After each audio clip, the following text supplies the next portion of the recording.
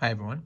This is a video to help answer the question of how IV calcium stabilizes the cardiac membrane in the setting of hyperkalemia, and we'll also touch upon what else can be used to have this similar effect. Now, before I begin answering that question, I do kind of wanted to review basic cardiac physiology. And as you see here, I kind of drew out a rough schematic of how an action potential would look like in a cardiac myocyte. If we look to our bottom left, you'll see that the resting membrane potential is roughly negative 90 millivolts. And the threshold potential, okay, is roughly around negative 65 millivolts. And as if you recall, the depolarization phase, which is the slope right here, this upslope, involves basically a rush of sodium ions coming into the cell, making it more positive. And as you can see, it's clearly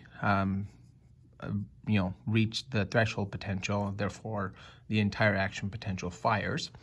And then what's specific to the cardiac myocyte is that, yes, roughly around here, there are some potassium channels that open, but the calcium channels open as well, and that leads to that plateau phase that you see in front of you.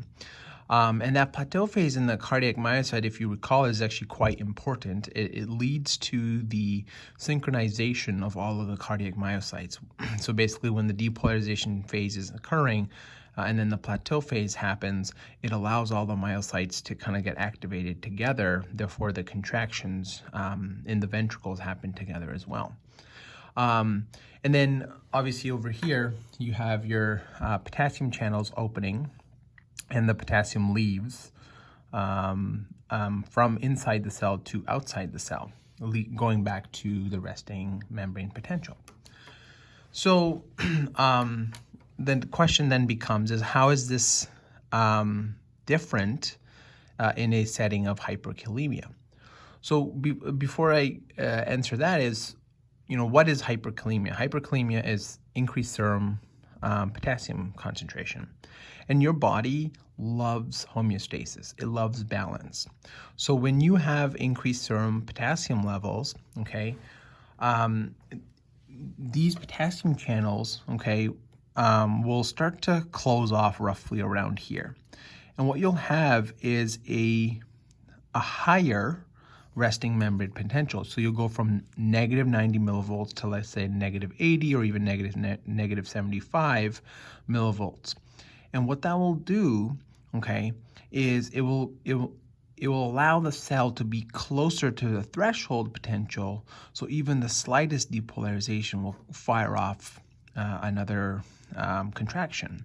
And that is what we talk about when we say that hyperkalemia can lead to myocyte or cardiac hyperexcitability.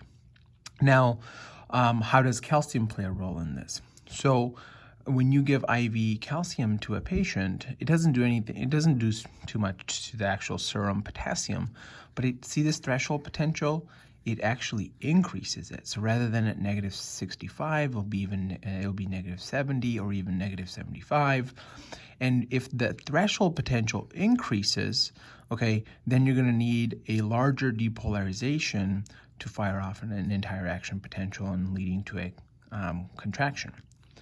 So that is one mechanism that calcium stabilizes the cardiac membrane. There actually is another mechanism, and for me to explain that mechanism, we need to kind of deal with the conundrum that happens with a persistent higher resting membrane potential in the setting of hyperkalemia. So let me quickly explain that. So in this graph, okay, what you see is the black action potential is in the normal setting. The green one is in the setting of hyperkalemia. So like I said, the threshold potential, negative 65 millivolts. So clearly this patient has not received IV calcium. As you can see, the green one, the resting membrane potential went from negative 90 to negative, let's say, it looks like more negative 70. And then basically what you notice here is it needs a very small amount of depolarization to fire off an action potential. But what have you noticed? You notice that the slope of phase 0, okay, compared to this one, the slope of phase 0 is slower. So the Vmax of the depolarization is slower than in the regular cell. So the reasoning behind that is, it's actually quite interesting. There's a inverse relationship with the membrane potential and sodium channels that are activated. So at negative 90 millivolts, you have the maximum amount of sodium channels activated, okay? Therefore, you'll have a steep rise in that depolarization phase. Whereas as the membrane potential, resting membrane potential gets higher, okay, that Vmax is slower. So now you may say, well, okay, why are you explaining this to me? And the very quick answer to that one is calcium channels, calcium goes to these specific channels called NAV 1.5. So let me just write that down. So that would be sodium V 1.5 channels. And what they do is it opens up these sodium channels. So calcium does this. Calcium basically has a mechanism of action on these channels, okay, in phase 0. So then basically it increases the slope back to its in a similar fashion, in a patient that does not have hyperkalemia.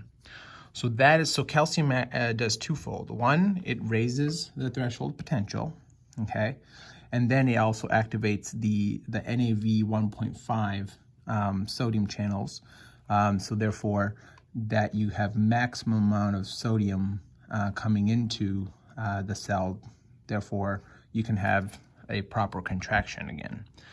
Now, the second part to the answer to the second part of the question was, what else can be used? Interestingly, hypertonic saline can also have a similar effect of calcium on these channels, the sodium, the NAV 1.5 channels, and it will allow it will also lead to membrane stabilization.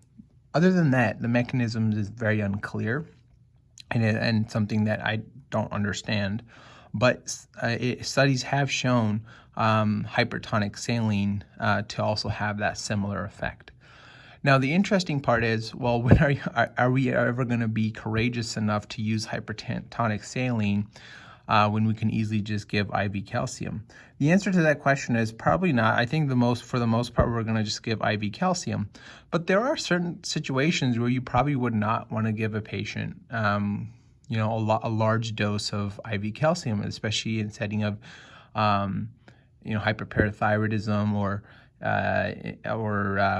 ESR, end-stage renal disease patients, and I think there might be some scenarios, especially in like severe adrenal insufficiency, where you have low sodium and high potassium, and you're seeing EKG changes. I think that's a great situation to try a small amount of hypertonic saline to see if it helps stabilize the cardiac membrane without using IV calcium. Although I do agree, for the most part, IV calcium is the mainstay of treatment. And I hope that this video was able to kind of really explain what happens at a very physiological level when we use IV calcium. So thank you for listening to this video, and hope you guys enjoyed it.